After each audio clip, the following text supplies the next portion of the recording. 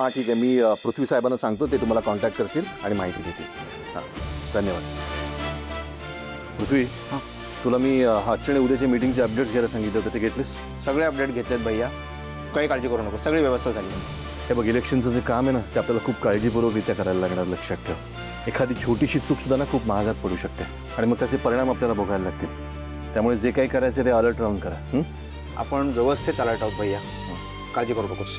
ठीक आहे, बरं झालं आला शुभू. त्या महालक्ष्मीच्या मंदिरामध्ये जो हार भेट म्हणून द्यायचा ना, त्याचं डिझाईन आलं, ते पण एकदा चेक करून बघ. ठीक आहे साहेब.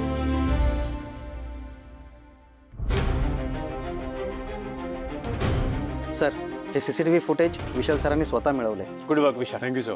पण ही मुलगी मॉडर्न कपड्यांच्या दुकानात का गेली होती? का गेली होती म्हणजे सर, नक्की तुम्हाला म्हणायचं काय? म्हणजे ही मुलगी अटॅक करण्याच्या वेळेस गेटअप चेंज करते.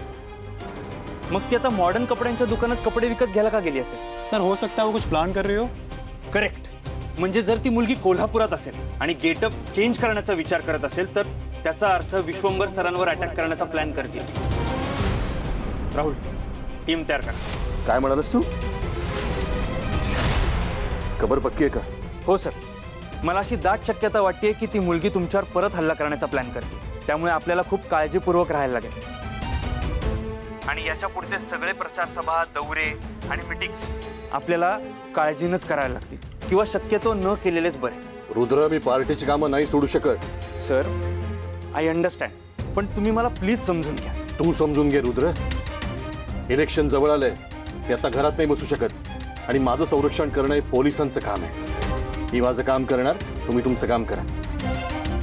आणि जर का ती मुलगी कोल्हापुरामध्ये असेल ना, तर तिला शोधायला हवं.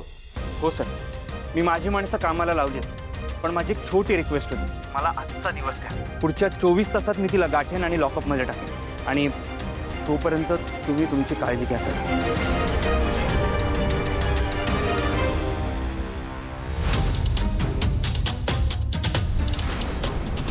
भैया भैया ऐक ना, हे बघ, ही जर खबर पक्की असेल ना, तर तू बाहेर जाणं रिस्की आहे. होय साहेब, ती मुलगी खरंच डेंजर आहे, ती काय भी करू शकते.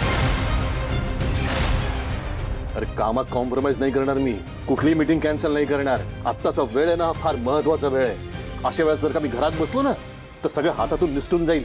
खरं आहे साहेब, पण आपण असं करू शकतो की सगळ्या पार्टी ऑफिसच्या मीटिंग आपण घरामध्ये शिफ्ट केल्या तर. भैया भैया, आपण हे तरी नक्कीच करू शकतो.